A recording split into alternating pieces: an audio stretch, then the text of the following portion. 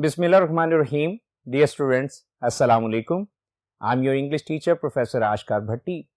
As you know, we are studying lesson number 11 entitled First Year at Harrow by Sir Winston Churchill. Introduction में हमने sir Winston Churchill के बारे में जाना कि वो किस तरह की अहम शख्सियत जो है 20वीं सदी में रहे।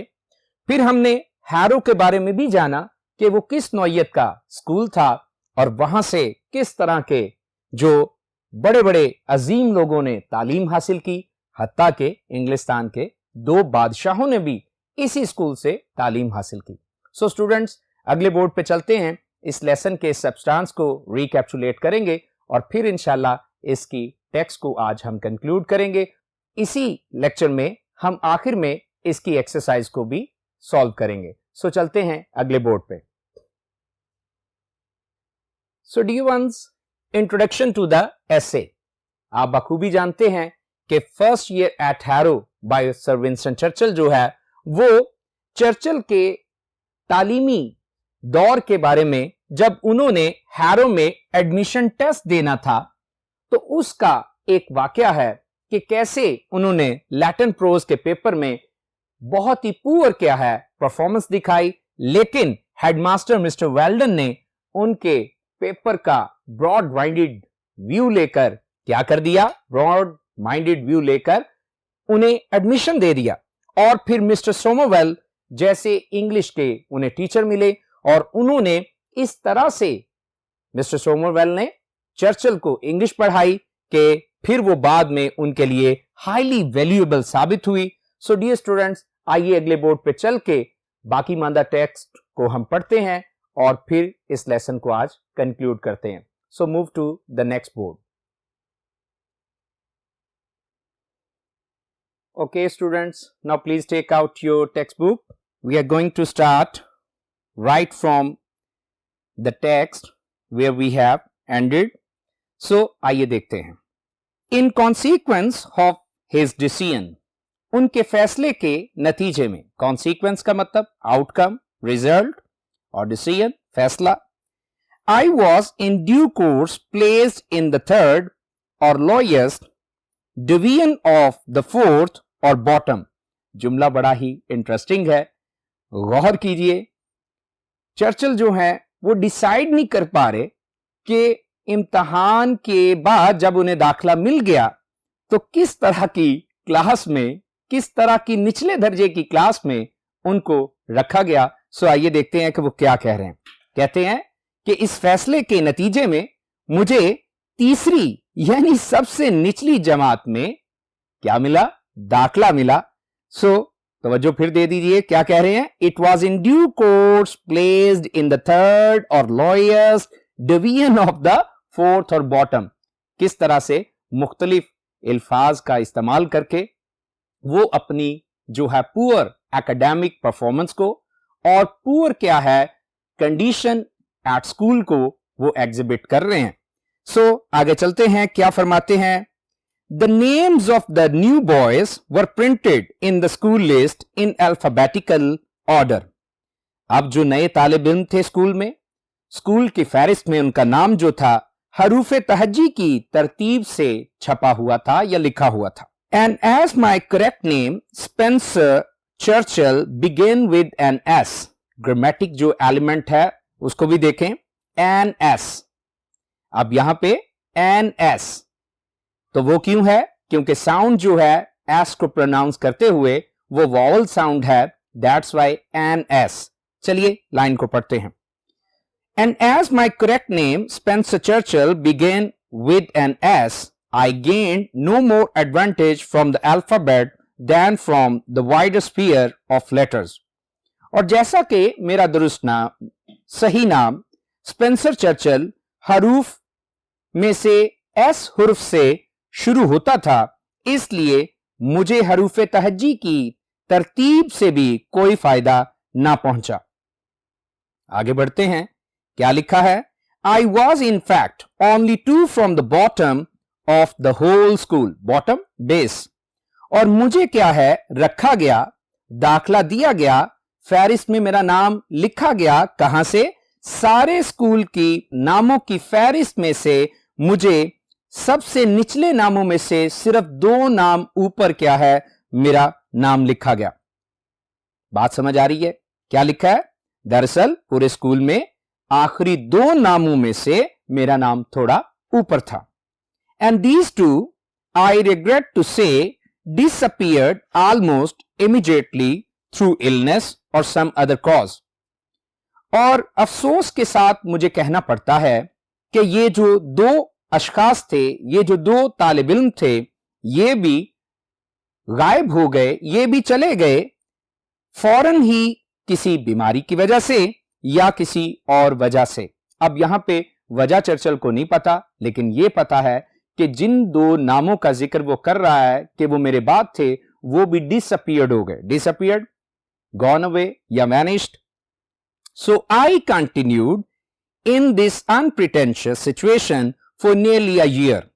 और मैंने इस मामूली सी सूरत हाल में तकरीबन 1 साल तक पढ़ना जारी रखा। अनप्रिटेंशियस इंपॉर्टेंट वर्ड है, इसका मतलब modest, humble. However, by being so long in the lowest form का मतलब क्लास, ताहम बहुत देर तक इस निचले दर्जे की क्लास में रहने की वजह से I gained an immense advantage over the clever boys। मैंने बहुत ज्यादा फायदा उठाया, ज़हीन फतीन लड़कों की निस्बत ज्यादा फायदा उठाया। Gained का मतलब got, obtained, immense का मतलब ample, extensive, large, advantage का मतलब profit, फायदे वाला profit। सो आगे बढ़ते हैं। और क्लेवर बॉयज भी लिखना चाहते हैं तो more intelligent boys.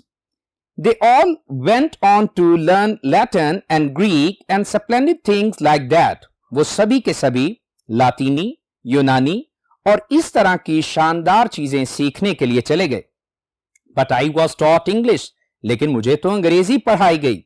We were considered such dunces. हमें ऐसे बुद्धू, ऐसे बेवकूफ समझा गया। Dunces, duffers, fool, stupid. So considered, thought. हमें ऐसे बुद्धू समझा गया that we could learn only English, कि हम महज अंग्रेजी ही सीख सकते थे। मिस्टर सोमोवेल, मैंने बताया था ये उनके इंग्लिश टीचर थे, अंडरलाइन कीजिए। Mister Somervell a most delightful man. Mister Somervell जो कि बहुत ही खुश मिजाज शख्स थे। To whom my date is great, जिनका मैं बहुत ही ज्यादा क्या हूं, शुक्रगुजार हूं। डेट का यहां मतलब क्या है? Thankfulness, gratitude, regards.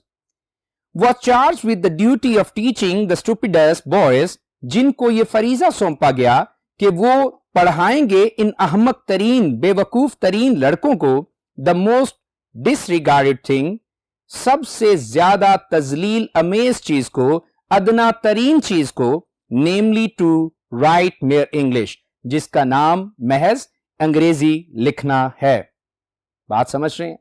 ना सिर्फ वो अपने आप को कमतर कर रहा है, बल्कि अपनी यहां जुबान को भी उस दौर के हिसाब से वो अदना और कमतर कह रहा है। He knew how to do it, वो जानते थे। ही कौन है? Mister Somervell. वो जानते थे कि इस काम को कैसे करना था। सो आइए चंद सिनोनिम्स को देखते हैं। Unpretentious, humble, simple, modest, ordinary। Dunces, fools, dumb, dolt, idiots। Charged with, assigned, delegated, handed over। सो आगे चलते हैं। क्या लिखा है? He taught it। ही कौन है? मिस्टर सोमोवेल। उन्होंने इसे पढ़ाया। इट क्या है? इंग्लिश जुबान। As no one else has ever taught, जैसे कि कभी भी किसी ने ऐसे नहीं पढ़ाया था। Not only did we learn English parsing thoroughly, और ना सिर्फ हमने मुकम्मल तौर पे अंग्रेजी जुबान के जुमले की साख्त को सीखा, उसके अज्जा को सीखा, but we also practise continuously English analysis, बल्कि हमने मुसलसल अंग्रेजी जुबान की साख्त के मुआजने को भी मश्क किया। Mister Somervell had a system of his own. Mister Somervell का पढ़ाने का एक अपना ही क्या था? तरीका था, अपना ही निजाम था। ही टुक अ फेयरली लॉन्ग सेंटेंस, वो काफी एक लंबा सा बड़ा सा जुमला ले लेते, and broke it up into its components by means of black, red, blue and green inks. और वो क्या करते, इसे मुख्तलिफ अज्जा में, टुकड़ों में बांट देते मुख्तलिफ तरह की स्याहियों के जरिए, यानी काले रंग की स्याही, सुर्ख, नीली और सब्ज स्याही से, जिसमें क्या वो समझाते, subject, verb, object, relative clauses, conditional clauses, conjunctive and disjunctive clauses, और वो मुख्तलिफ तरह के ग्रामेटिक एलिमेंट्स को, जो कि क्या हैं, subject, verb, object, relative clauses, conditional clauses, conjunctive, disjunctive clauses etcetera, ये सब कुछ वो समझाते थे.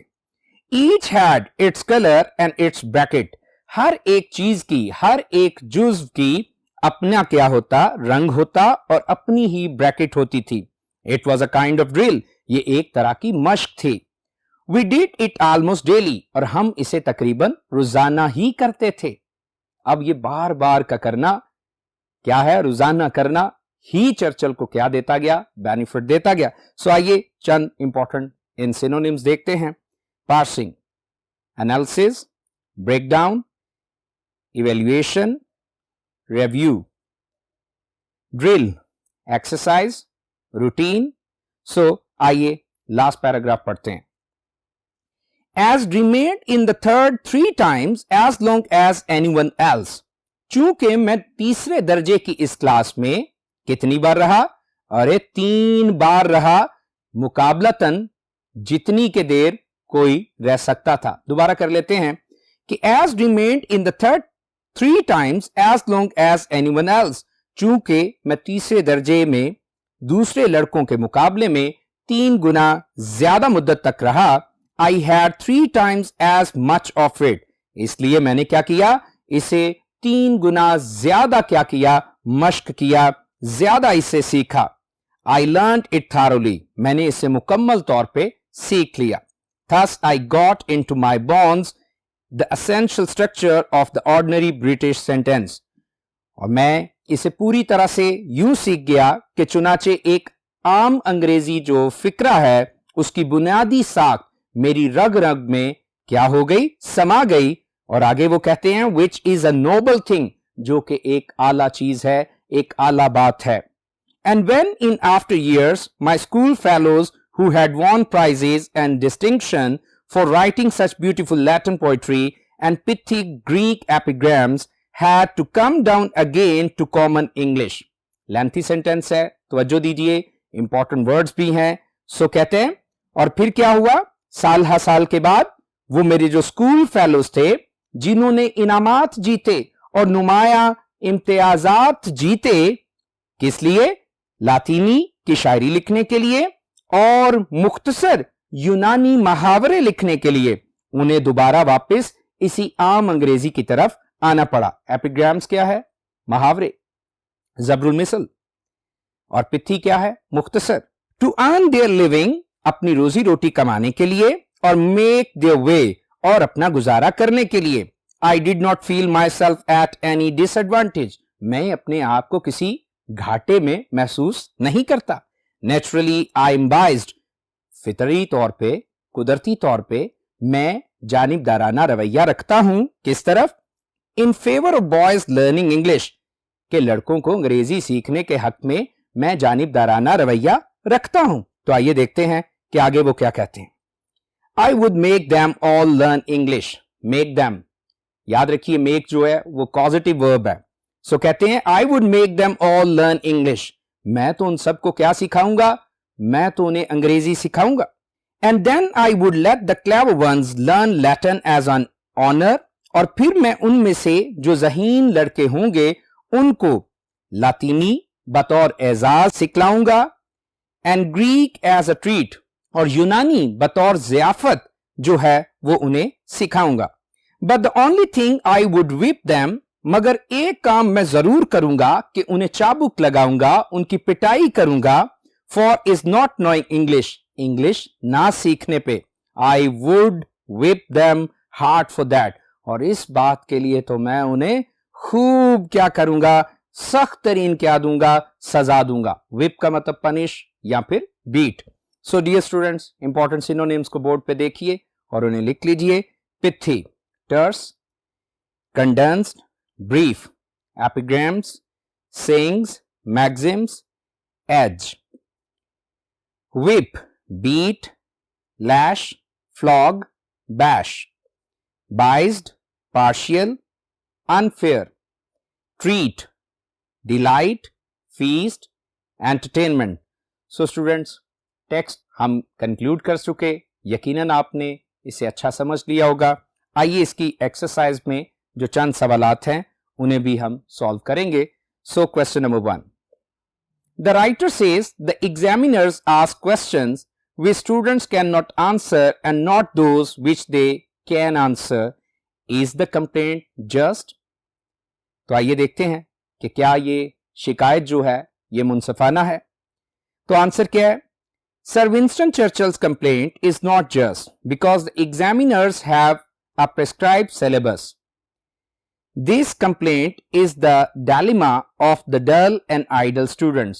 सच बात है भाई, वो तो सवाल जो एग्जामिनर सेट करते हैं वो प्रिस्क्राइब्ड सिलेबस से करते हैं। सो जो निसाब स्टूडेंट्स के पास है उसी में से पेपर आता है। सो ये शिकवा शिकायत जो है ये डल स्टूडेंट्स का क्या है, ये एक प्रॉब्लम है। सो सेकंड क्वेश्चन पे चलते हैं। What sorts of questions are asked by your examiners?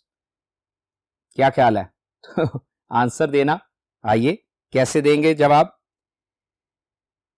Most of our examiners ask questions which are just from the syllabus. ठीक है ना, वो सिलेबस में से होते हैं। They are set according to a formula.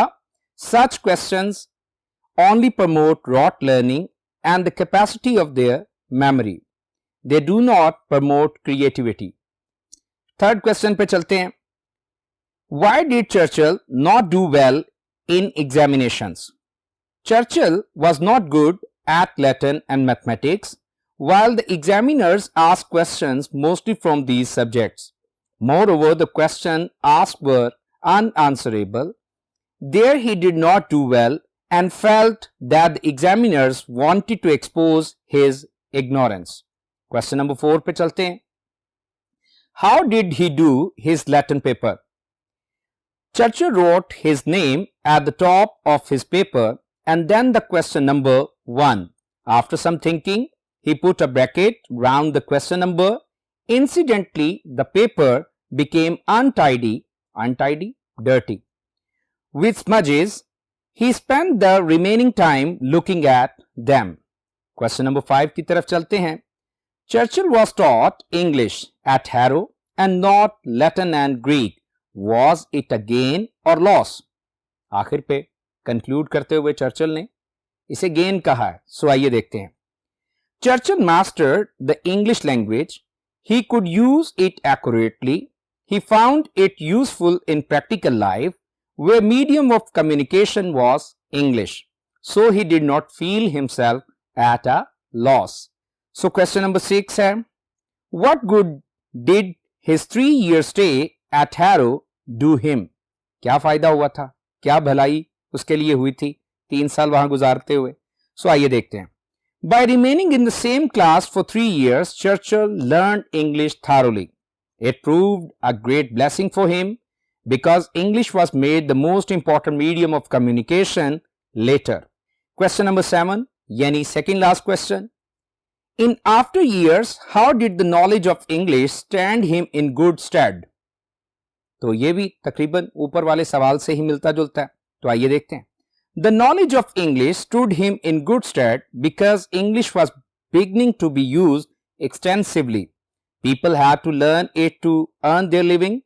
Even the intelligent boys had to come down to English, but Churchill remained successful then. Question number 8, yani last question. Write an appreciation or criticism of Churchill's views in regard to the study of Latin, Greek and English and their value in earning a living. So answer देखिए जरा गौर से। Churchill thought that English must be learned prior to Latin and Greek. He thought that the intelligent boys were very much after Greek and Latin because they thought that their knowledge would give them edge over others. But for Churchill, the knowledge of English proved a blessing in disguise. So dear students, हमारा lesson number 11 first year at Harrow by Sir Winston Churchill हमने conclude कर लिया, उसकी exercise भी हमने solve कर ली. So please must prepare this exercise. Short questions are very important for your examination. So may God bless you. Thank you so much. Allah Hafiz.